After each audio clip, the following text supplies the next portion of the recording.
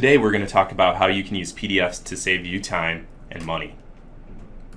We're going to be talking about digital signatures and markup, two tools that you use for collaboration. Annotation, drawing, and markup tools are not shown by default, so you're going to have to enable them. We'll go through that in a moment. Let's start with annotations. There are a number of things you can do when it comes to annotating your document. You can highlight text, add text comments, you can strike through, underline, add sticky notes. And you can do other things inside of text to indicate to a reviewer what you want to have done. You can insert text at the cursor, you can add a note to replace text, you can add a note to text, and you can use a magic text correction markup tool that allows you to do all these things at once. Let's go take a look. So if we bring our document up, the very first thing you're going to notice is you're going to notice that we don't have the ability to add annotations yet. To get that ability, you're going to go up to the navigation bar and you're going to click on comment. Once you click on comment, you have three options. We're going to start with annotations, so I'm going to hit the little arrow next to annotations that brings up that menu. Here, I can do all the different things that I mentioned previously. Let's start by highlighting some text. To highlight text, I'm going to choose the highlight text option. Remember, if you hover over one of these options, it'll tell you what the actual option does. I'm going to click, then I'm going to go into my document and highlight some text. Doing this indicates to the user that you've highlighted text in a particular area. If you ever want to see where comments are made and information has been done, if you click in the comments area, it'll give you a list of comments that are made on a document. This way you can zip through them and understand what kind of edits and requests your team is making. All right, the next thing you can do is you can add a text comment. To do this, you're going to click in the particular area you want the text to go, and you're going to type. Notice that this text pretty much matches the text that's already in my document. So I could use this, if I wanted to help indicate that or make modifications to the text.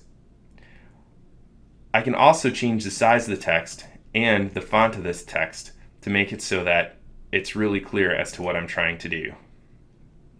You can also change the space in between the text so that you can make it look more like the actual document you're typing in. If you have one of these tools and you want to get rid of it, just hit the escape key and you'll go back to the hand. If you've hit the escape key and you hover over text that you've already placed in the document, you'll get the ability to make changes to it. You can grab onto these little squares and modify the size. If you hover over the lines, you'll be able to move the text to wherever you want it to go inside of the document. And if you click on the text, you'll be able to edit it. All right. This is really good for filling out forms. So if you get a PDF from somebody and it has a form in it, you can go through and you can actually type inside of the form using this option. Again, to get to this option, you're going to go to Add Text Comment. The next thing that you may want to do is you may want to do a sticky note. To do that, you'll click on the sticky note option and you'll click on a button.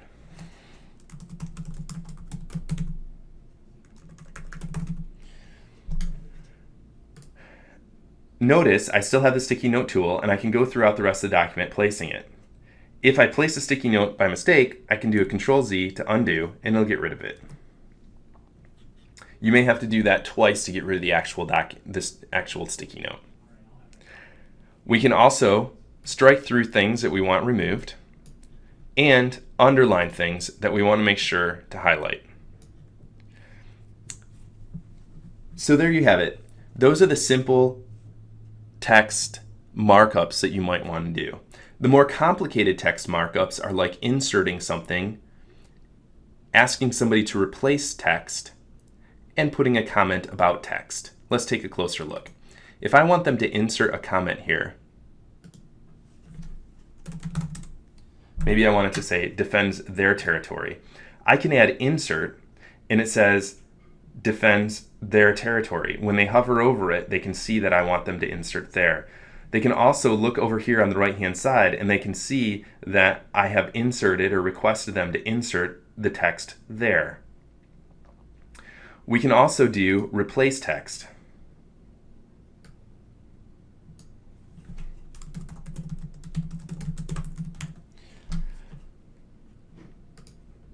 This crosses it off and places an insert at the end, allowing the person that's receiving my comments to understand that I want them to delete this and add my new comment.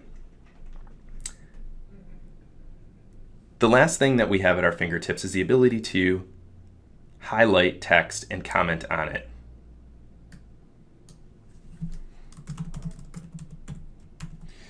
This can be useful if you want to make a comment about a particular piece of text so that everybody knows about it.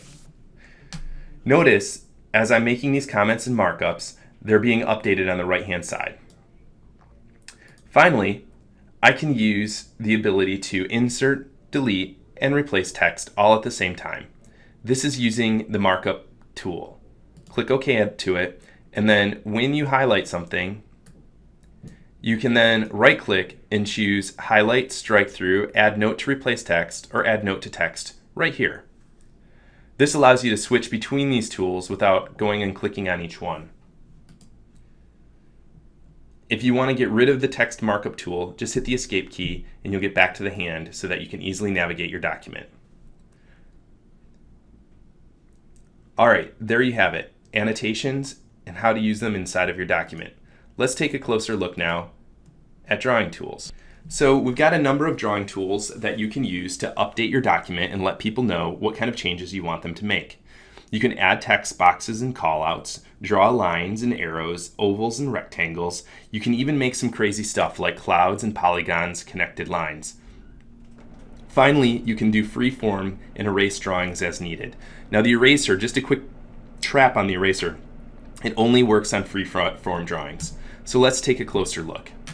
We're going to minimize these comments, and then we would click on the comment button again to bring up our different options, and under the comment button you'll find drawing markups.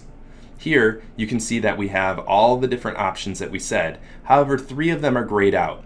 These are grayed out because I have a tablet, and because of that these are not options that can be used. If you want to be able to use these options, you're going to go up to Edit, you're going to pull down to Preferences, and you're going to click where it says Touch Mode in the General category. You'll click Touch Mode and pull down to Never. If you click OK to this, immediately those options will become available. We're going to use the mouse for everything today, so we're going to leave it in Touch Mode Never. To add a text box, you simply highlight the area you want to insert the text box and type in the text box. After you're done typing, you can simply click in a different area and you'll be back to your normal tool. One comment here, if you want to make changes to this, like maybe you're not very happy with where it's at, you can click on it and move it around the document. You can also right-click and you can pull down to Properties, and you can do things like change the background color or change the fill color. And after you hit OK, it'll update those changes for you.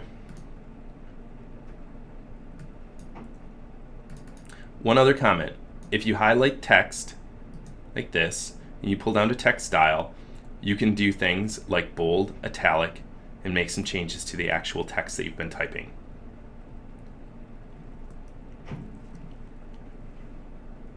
You can use these same things in order to place a call out. A call out allows you to say, "Hey, Great Badger,"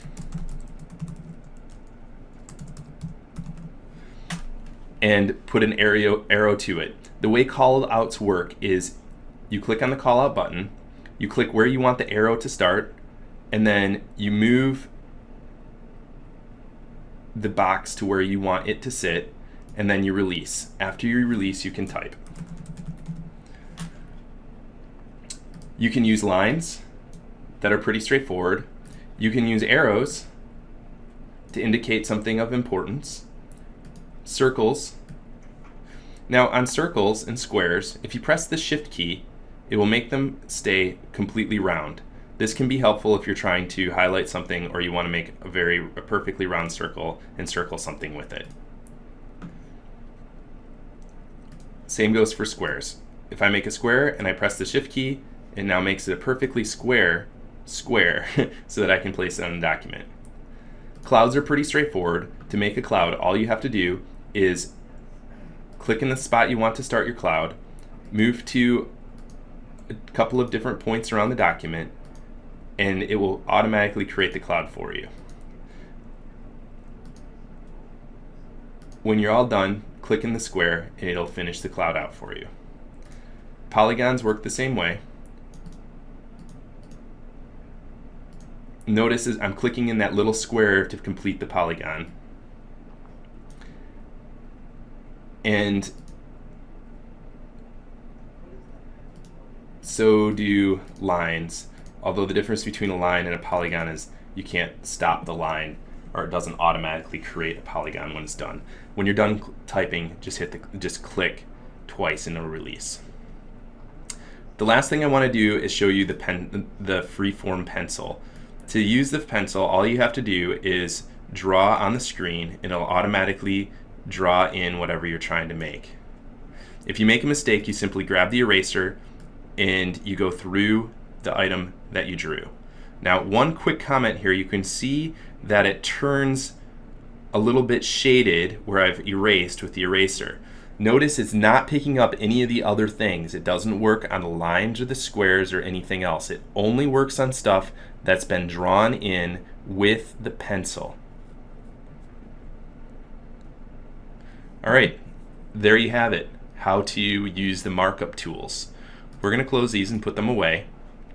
We now have our fancy artwork to share with the team. The last thing I want to cover is how to use signatures. Signing documents digitally can save you time and make it so you don't have to print stuff out and rescan it. Here's how you do it.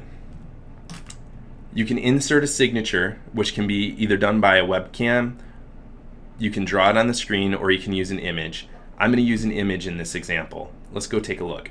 So the very first thing I did today is I took a picture, I signed a piece of paper, I took a picture of it with my iPhone. Now I'm going to go into the sign button. I'm going to place signature. It's going to ask me where I want to get it, and I'm going to do use an image. Here I'm going to browse, and I'm going to go to the photo that I uploaded to my computer. Basically, I just emailed it to myself. And I'm going to say OK. Then you're going to see my signature. Once I see it, if I'm happy with it, I can hit accept. Now don't worry about trying to make the photo perfectly white, etc. In fact, if we look at the photo that I took, you'll see that it's gray and hard to read. That's okay, because with Adobe Acrobat, it's able to fix this for us and make it look right. This is what it looks like after I go and just choose it off of my desktop. I hit accept, and now my signature can be simply placed in the document anywhere I want by clicking.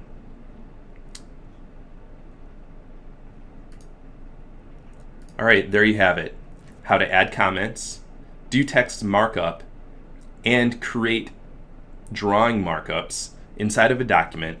Then finally, how to sign your artwork or your purchase order, etc. before sending it off.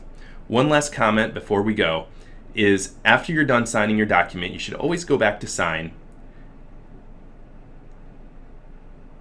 Go to I need to sign, and there's a drop down next to place signature. Click that and do clear saved signature. Doing so will make it so that your signature is no longer there and you don't have to worry about somebody reusing or just grabbing your computer and signing documents for you. That's it for today's presentation. I hope that this is useful. Feel free to go to www.dynedge.com for more tips, tricks, and videos on how to use different products around your office.